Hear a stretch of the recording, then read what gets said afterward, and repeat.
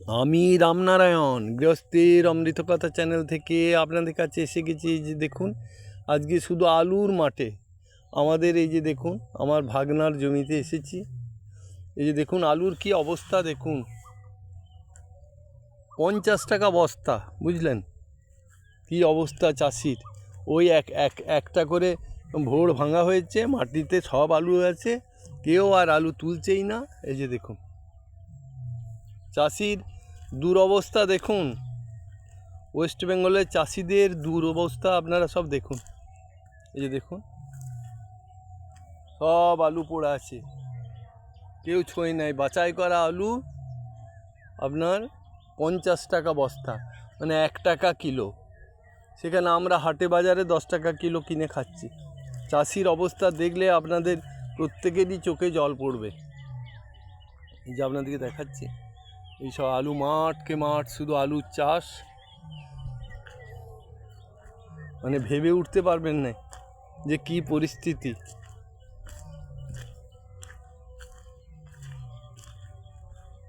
বাইরে আলু যাওয়া বন্ধ হয়ে গেছে।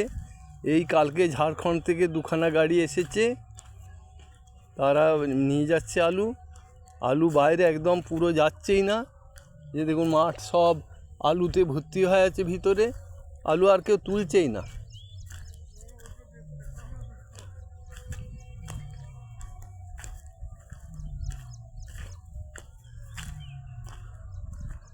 এই যে এসে গেছি আপনার পটল বাড়িতে, দেখুন পটলের ক্ষেত। এই যে দেখুন পটলের ক্ষেত আপনাদেরকে দেখাচ্ছি। এই যে দেখুন অনেক দিন বসানো হয়েছে, প্রচুর পটল পাওয়া গেছে এর থেকে, বুঝতে পেরেছেন। এই যে দেখুন পটল দেখুন,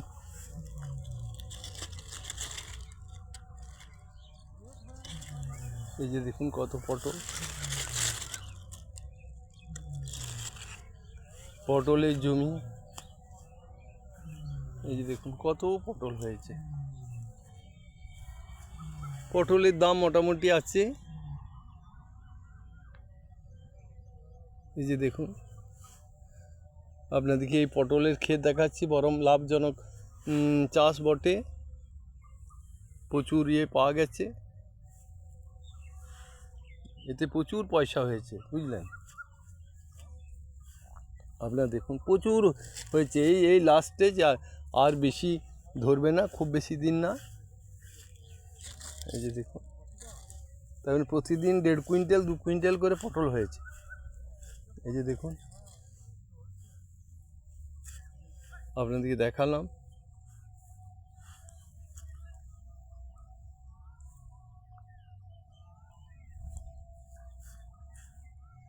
এতে 1 বিঘে পটল আছে।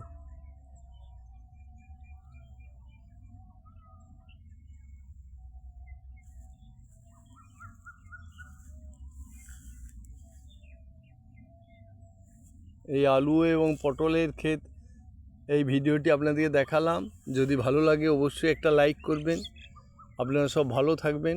নমস্কার।